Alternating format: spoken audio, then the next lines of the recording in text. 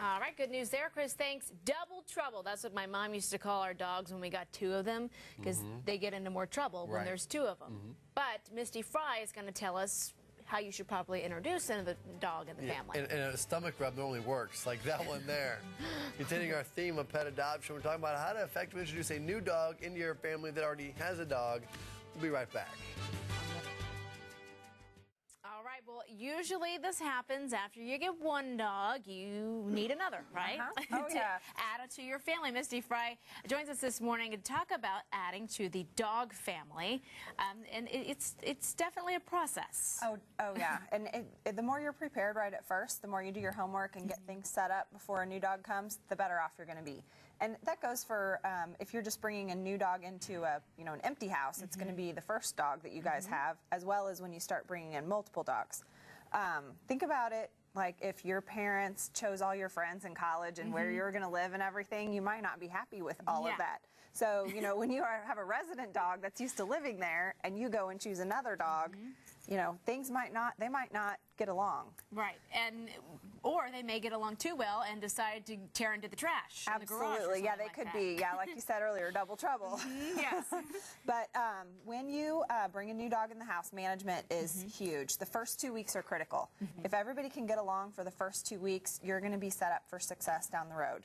It takes about 45 to 90 days for a dog to acclimate to its new surroundings, learn the rules, and all that kind of stuff. And during that time, you're also learning about your dog. Right.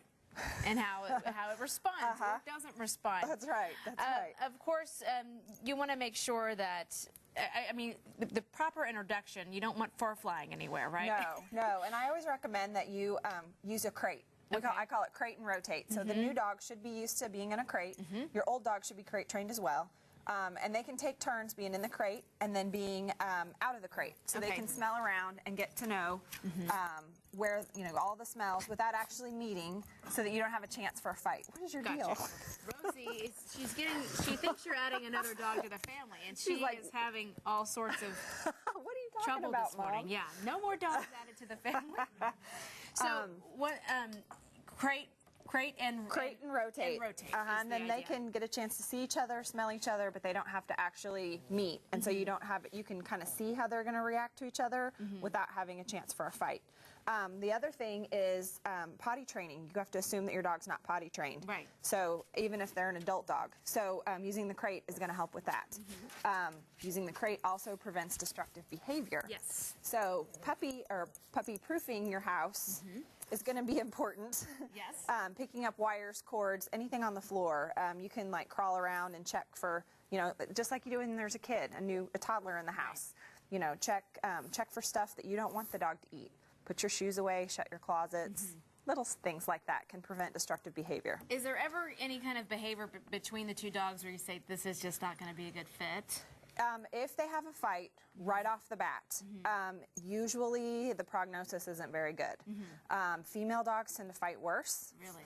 Or same-sex dogs if you have two males in the house. But usually you can get through that if the proper introductions are made. But yeah, sometimes you have to say, sorry, you got to rehome the other dog.